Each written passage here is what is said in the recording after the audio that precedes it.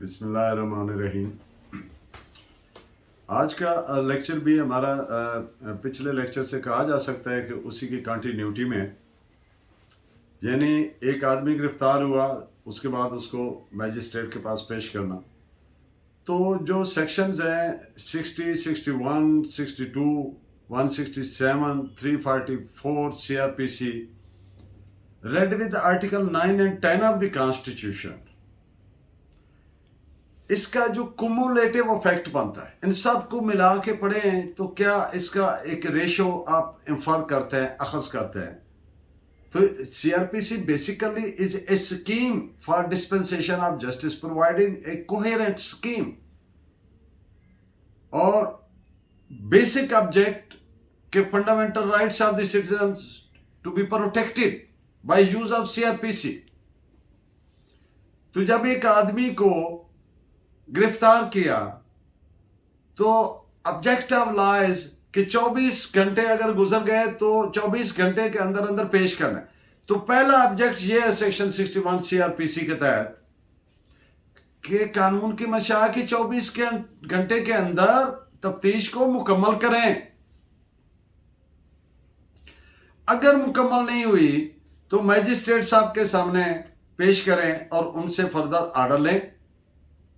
Magistrate साहब उसको section 161 के 167 के तहत, जिसके तहत यानी कि आपको पता है रिमांड होता है, तो फिर उनका डिस्क्रिप्शन है मुकदमा के हालात वाकयात, facts and circumstances of the case को सामने रखते हुए, अपने जुडिशियल माइंड अप्लाई करते हुए, वो अगर चाहें तो आज के लेक्चर का मैं सिनॉप्सिस दे रहा हूं, वो अगर चाहें यानी हालात वाकयात ऐसे हैं तो वो उसको डिस्चार्ज भी कर सकते हैं।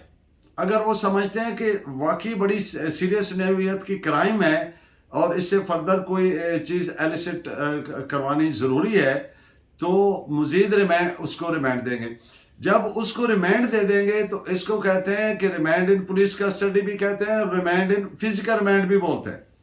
यानी जो पुलिस की कस्टडी में आदमी होता है फिजिकल रिमांड पर होता है, जब जेल भेज दिया जाता है तो उसको जुडिशियल रिमांड कहा जाता है, वो फिर कोर्ट की कस्टडी में तस्वर होता है legally.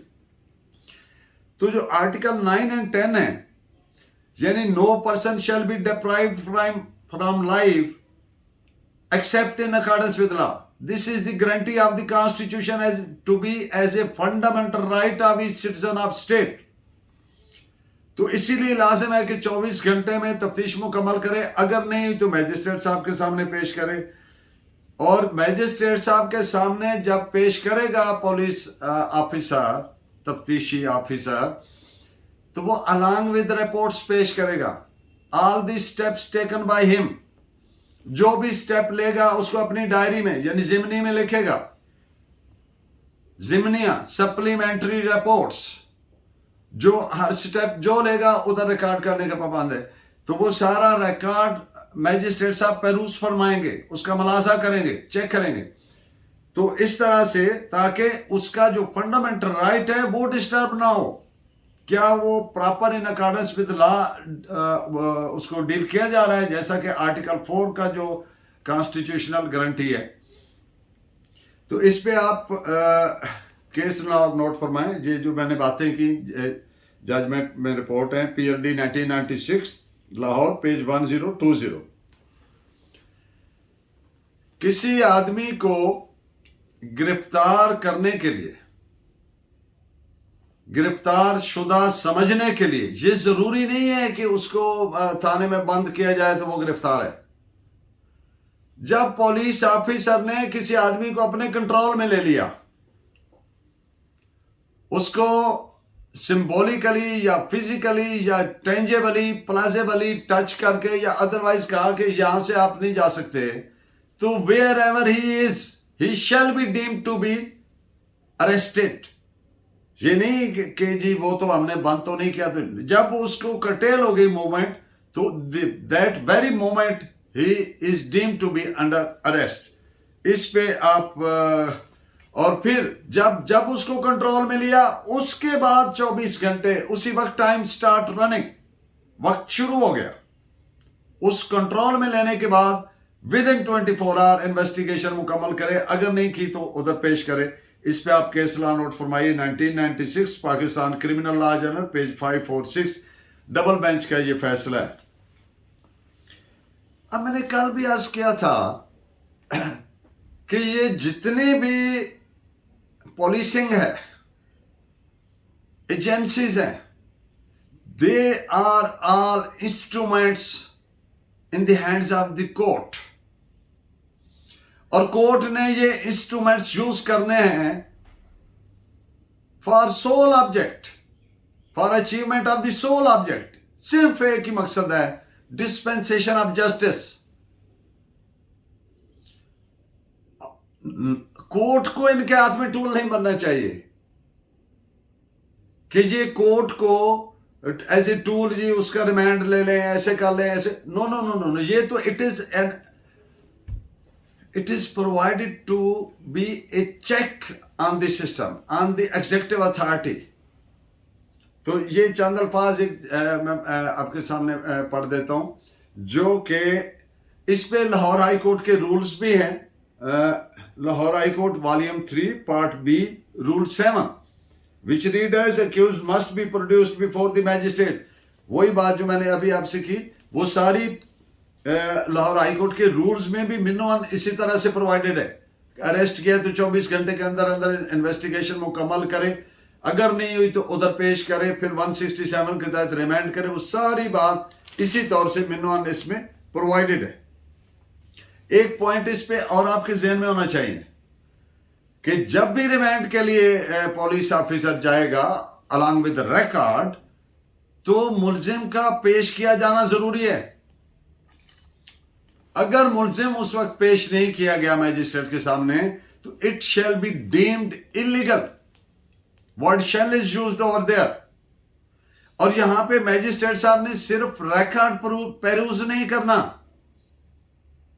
Start of small inquiry with that person जो गिरफ्तार शुदा मुलजिम है, और उसकी बॉडी लैंग्वेज और उसकी जाहिरी कंडीशन को बड़ी कॉन्शियसली विद सरकमस्पेक्शन ऐसे ऑब्जर्व करना है कि इसको कुछ तशद्दुद तो नहीं हुआ, इसको अंडर ड्यूरेस तो नहीं रखा गया, इसको मेंटली टॉर्चर तो नहीं किया गया, इसको कोई स्टेटमेंट तो नहीं इस तरीके से कोई, वो सारा देखना है। वो चाहे तो उसको कहे कमीज उतार के दिखाओ, पीछे से दिखाओ, कमर दिखाओ, वो उसका ड्यूटी बनती है उसका राइट टू लाइफ प्रोटेक्ट करने की।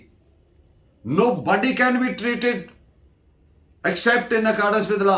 ये नहीं है कि वो तशद्दुद करें, उंगली भी नहीं लगा सकते। Let's make it very clear. ये सब कॉन्टिनेंट का फेनोमेना है कि पुलिस पकड़ रही है। वो पंजाबी में एक मुहावरा बनू है, चन्ना किथे गुजारी है रात में, लित्तर उठाए हुआ मारे everyone. This is all illegal.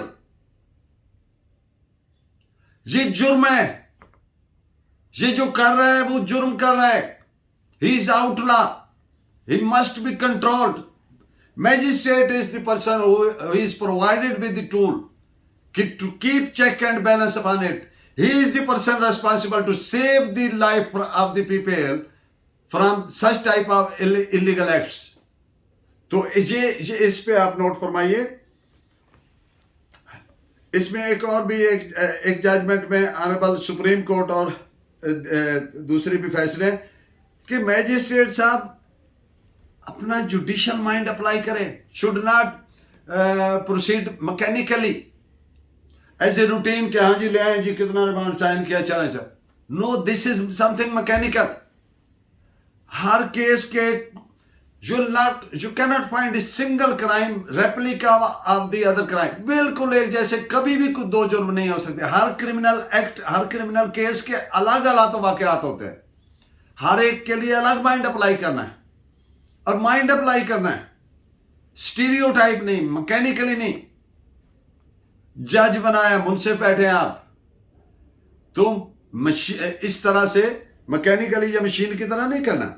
In points पे आप नोट फरमाइए। PLD 1969 Lahore page 1020 and PLD 1992 Karachi 358। और वो जो बात मैंने की कि अगर मुलजिम को पेश नहीं किया तो इलीगैलिटी हो गई, तो फिर वो रॉन्गफुल कन्फाइनमेंट में चला गया ना, तो फिर जिसने रखा हुआ है उस पर पर्चा हो जाएगा। तो इस पे पॉइंट नोट फरमाइए, 2000 MLD 921 पेज है। अब एक पाकिस्तान की सुप्रीम कोर्ट ने एक मैजिस्ट्रेट की प्रोसीडिंग का नोटिस दिया बड़ा सख्ती से।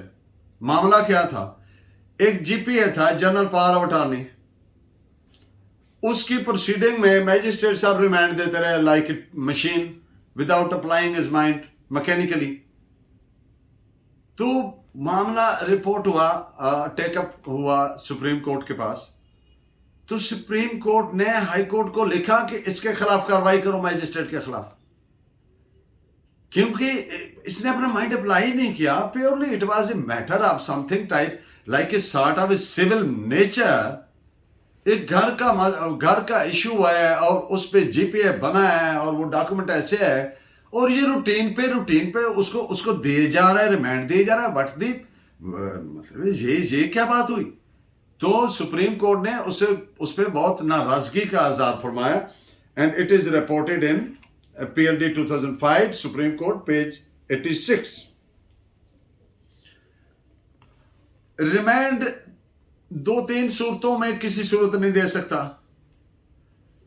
कतअन रिमांड लेने के लिए या देने के लिए ये ग्राउंड नहीं है कि इस बंदे से कोई कन्फेशनल स्टेटमेंट उगलवानी है। यहां पे जो पुलिस एक्सेसेस हैं, those are to be reported by the, मंजी लगाया, उल्टा लटकाया, यहां पर प्राइवेट हुकूमत खाने बनाए, दिस इज समथिंग क्रिमिनल। किसी से कन्फेशनल स्टेटमेंट उगलवाने के लिए रिमांड न मांगा जा सकता है न दिया जा सकता है। और दूसरी बात, ये मजबूर करना कि भाई बताओ कोई क्लू दो, चोरी का माल या वो किधर पड़ा है, या रिकवरियां करनी है, या कोई ऐसी बात कि अगर इसको ज्यादा रखा तो शायद कोई जुर्म सामने आ जाए या जुर्म का कोई बाबत कोई वजाहत मिल जाए। These are illegalities. इस पे आप केस लॉ नोट फरमाइए, 2005 YLR पेज 915। अच्छा, मैं इंतहाई मुख्तसरन आपके सामने प्रोसीजर, अरेस्ट से रिलीज तक प्रोसीजर CRPC ने जो प्रोवाइड किया। अब एक बंदा अरेस्ट हुआ, 24 घंटे के अंदर उसकी इन्वेस्टिगेशन मुकम्मल हो जानी चाहिए। नहीं हुई तो फिर उसको मैजिस्ट्रेट साहब के सामने पेश किया जाएगा under section 61 of the CRPC। अब यहां पे the time he is produced before the court, तो अब यहां पे कौन सी सेक्शन एप्लीकेबल होगी? 167, जिसके तहत रिमांड दिया जाता है या रिफ्यूज किया जाता है। यहां पे दो बातें, अगर तो मैजिस्ट्रेट साहब देखते हैं कि no case stands made out, कोई जुर्म बनता नहीं है, तो ये यूं समझिए कि 167 के अंदर इनहेरेंट पावर मौजूद है कि वो उसको डिस्चार्ज कर दे, छोड़ दें, इसको रिलीज कर दें। It is supposed, it should be deemed to be released with as a read with section 63. Proper section for discharging a person by the magistrate is section 63. Section 63 के तहत मैजिस्ट्रेट को पास करता है और that is deemed to be a special order of the magistrate. लेकिन 167 में while dealing with the remand, तो वो he comes to conclusion कि no offense is made out. तो इसके अंदर ही इनहेरेंट है इख्तियार, वो उसको उसी वक्त डिस्चार्ज कर सकते हैं। और अगर एविडेंस डेफिशिएंट है, यानी डेफिशिएंट एविडेंस ये है कि इल्जाम की तायीद में, सपोर्ट में, उसकी करबरेशन में, सब्सटेंशिएशन में कोई सफिशिएंट एविडेंस मौजूद ही नहीं है। एक चीज नजर आ रही है कि इसको कैसे साबित करेंगे, ये इसका क्या एविडेंस है इसकी बाबत। तो when it is a case of deficient evidence, तो फिर यहां पे दो सेक्शन आ जाएंगी, 169 और पुलिस रूल 24.7, पुलिस रूल 1934, तो इनके तहत उसको रिलीज किया जा सकता है। और अगर वो सफिशिएंट एविडेंस मौजूद है तो रिमांड मैक्सिमम 15 डेज तक हो सकता है इंटरमिटेंटली, एक ही दफ़ा नहीं। तो रिमांड वगैरह जब कंप्लीट प्रोसीजर हो जाए, इन्वेस्टिगेशन कंप्लीट हो जाए, तो फिर तफ्तीशी ऑफिसर 173 की रिपोर्ट सबमिट करेगा, जिसको उर्फ़ आम में कहते हैं वो चालान पेश हो गया। तो वो चालान सारे को जो मटेरियल है, totality of circumstances from registration of FIR से लेकर कंप्लीशन ऑफ इन्वेस्टिगेशन तक, जितनी भी totality of facts and circumstances must be reported to the magistrate. और इस रिपोर्ट को कहते हैं चालान रिपोर्ट अंडर सेक्शन 173। तो फिर अब जुडिशियल मैजिस्ट्रेट साहब ने बाकी चीज़ों के अलावा ये चालान उनको पेश किया जाता है through the office of public prosecutor. बाकी चीज़ों के अलावा मैजिस्ट्रेट साहब ये भी इसमें देखेंगे कि ये जुर्म जो है, ये अगर काबिल समात ट्रायबल बाय सेशंस कोर्ट है, तो फिर वो सेक्शन 190 सब क्लास 3 के तहत उनको भेज देंगे, और अगर अदरवाइज मैजिस्ट्रियल ट्रायल है तो अपने पास रखेंगे। तो ये एक स्कीम है। इस पे आप केस लॉ नोट फरमाइए, section 2000 Pakistan criminal law general page 1411। एक बात मैंने की कि प्रॉपर सेक्शन डिस्चार्ज करने की बाय मैजिस्ट्रेट किसी अक्यूज को के वो है सेक्शन 63। अब ये जो वर्ड डिस्चार्ज की कोनोटेशन है, इसको क्लैरिटी होना जरूरी है आपकी। क्या मुलजिम को अगर डिस्चार्ज कर दिया तो क्या केस खत्म हो गया? The answer is no. The word discharge is not anonymous synonymous with the word acquittal. ये उसके हमपला नहीं है, इनके वो नहीं है ये। इसका मैक्सिमम अगर आप इसका सादा तरीन जुबान में उसको लें तो यूं तस्वुर करें कि जैसे एक आदमी मुलजिम बेल पर होता है, जैसे एक आदमी बेल पर होता है। क्योंकि ये जो ऑर्डर है डिस्चार्ज का बाय मैजिस्ट्रेट अंडर 63 सेक्शन, तो ये एडमिनिस्ट्रेटिव इन नेचर ऑर्डर है, ये जुडिशियल ऑर्डर नहीं है। तो अब जिस आदमी के जो मुद्दई है, अब मुलजिम को डिस्चार्ज कर दिया, उस मुकदमा का जो मुद्दई है, क्या वो इस्तिगासा कर सकता है? द आंसर इज यस, कर सकता है। डिस्चार्ज इज नॉट एक्विटल, ये जो मैंने बात की, इस पे केस रिपोर्टेड है PLD 2001 लाहौर पेज 271। और जो मैंने गुजारिश की कि मैजिस्ट्रेट साहब को सेक्शन 169 और रेड विद सेक्शन 63, अगर डेफिशिएंट एविडेंस वाली बात की तो वो उसको डिस्चार्ज कर सकते हैं। तो ये 169 और 63 को रेड विद किया जाएगा। एक्सक्लूसिवली अगर 63 के तहत किया तो that is deemed as special order by the magistrate. और इस तरह से डेफिशिएंट एविडेंस में 167, 169 और 63 में इस पे केस लॉ नोट फरमाइए PLD 1987 लाहौर पेज 236। और जो मैंने बात की कि जो मुद्दई मुकदमा है, जिसके मुकदमा में मुलजिम को डिस्चार्ज कर दिया मैजिस्ट्रेट ने, तो क्या वो इस्तिगासा कर सकते हैं? उस पे केस लॉ नोट फरमाइए PLD 1987 लाहौर पेज 236। अब एक और बात है कि एक मुकदमा है जिसमें एक से ज्यादा मुलजिमान हैं, तो एक या दो या तीन ऐसे मुलजिमान हैं कि जिनके बारे में कोई जुर्म बनता नजर नहीं आता और दौरान तफ्तीश भी कोई उनके खिलाफ इम्प्लीकेटिंग या इंक्रिमिनेटरी मटेरियल सामने नहीं आता, कोई ऐसे बस बाल्ड महज इल्ज़ाम उन पर लगा है, लेकिन उस इल्ज़ाम की तायद में कोई सबूत नहीं आता, कोई ठोस शवाहिद नहीं आते, और पुलिस कहती है या हमारी तफ्तीश में सर ये बिल्कुल बेगुनाह है। तो कुछ तो गुनाहगार हैं लेकिन कुछ बेगुनाह हो गए दौरान तफ्तीश। तो क्या उन जो बेगुनाहशुदा लोग हैं उनको मैजिस्ट्रेट साहब डिस्चार्ज कर सकते हैं बाकियों को के अलावा? The answer is yes. इस पे आप केस लॉ नोट फरमाइए PLD 1987 लाहौर पेज 236। अब एक जजमेंट के मैं जो बात की कि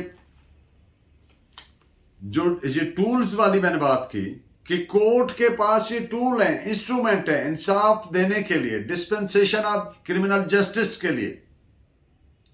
तमाम एजेंसियां, तमाम इदारे, तमाम इन्वेस्टिगेशन, तमाम पुलिसिंग, ये कोर्ट के इंस्ट्रूमेंट्स है। और अगर ये इंस्ट्रूमेंट्स, अगर ये टूल्स ब्लंट हो जाते हैं, रस्टी हो जाते हैं, नकारा हो जाते हैं, अपनी फंक्शनिंग सही नहीं करते, तो कोर्ट इनको शार्पन कर सकती है, चाइजल कर सकती है, इनको रंदा फेर सकती है और इनकी वर्किंग को दुरुस्त कर सकती है। उसके तमाम इख्तियारात कोर्ट के पास है। तो इस पे जो रिपोर्टेड जजमेंट है, इन पॉइंट्स पे जिनमें ये बातें की गई हैं, वो आप नोट फरमा लीजिए। 1989 MLD पेज 4777। जितनी भी प्रिवेंटिव डिटेंशंस होंगी उन पे सेक्शन 61 CRPC, जिसके तहत रिमांडिंग के लिए पेश करते हैं, यानी 24 घंटे में इन्वेस्टिगेशन मुकम्मल हुई, वो लागू नहीं होगी। उस पे आप केस लॉ नोट फरमाइए। PLD 1966, supreme court 286। डिटेंशन और फॉर्मल अरेस्ट, एक आदमी को बाकायदा पकड़ा, हथकड़ी लगाई, बंद किया, और एक आदमी आप डिटेंशन में उधर थाने में कहा बैठ जाओ, चाहे वो चेयर में ही बैठा थाने के, इसमें कोई फर्क नहीं है।